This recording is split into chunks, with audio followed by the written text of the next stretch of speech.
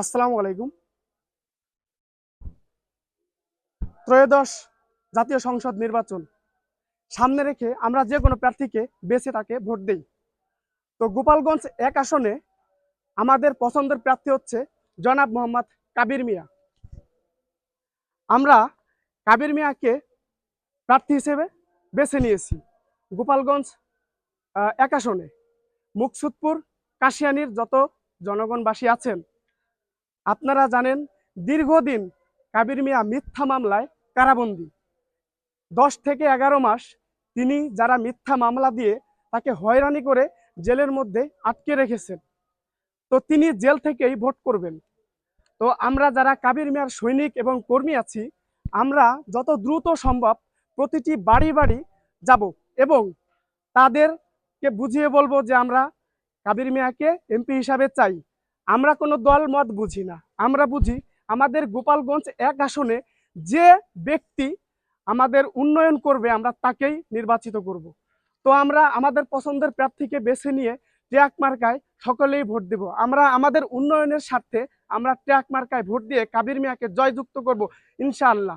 সকলেই ট্রাক মার্কায় ভোট দিয়ে কাবির মিয়াকে জেল থেকে মুক্ত করে ছাড়বো ইনশাআল্লাহ।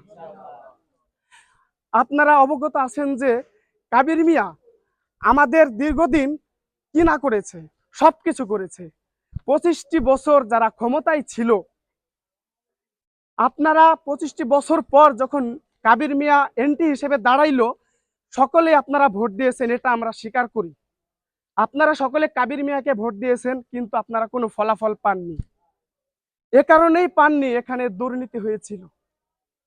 আর অনেকেই বলেছেন যে কাবির মিয়া স্বতন্ত্র প্রার্থী হিসেবে নির্বাচন করলো না কেন। স্বতন্ত্র প্রার্থী হিসেবে নির্বাচন করার জন্য সে নমিনেশন জমা দিয়েছিল, কিন্তু আমাদের বিরোধিতা যারা অনেকেই আছেন তারা তাদেরকে হেনস্থা করে কোর্ট থেকেই এই পেপারগুলা ছিঁড়ে ফেলে দিয়েছে।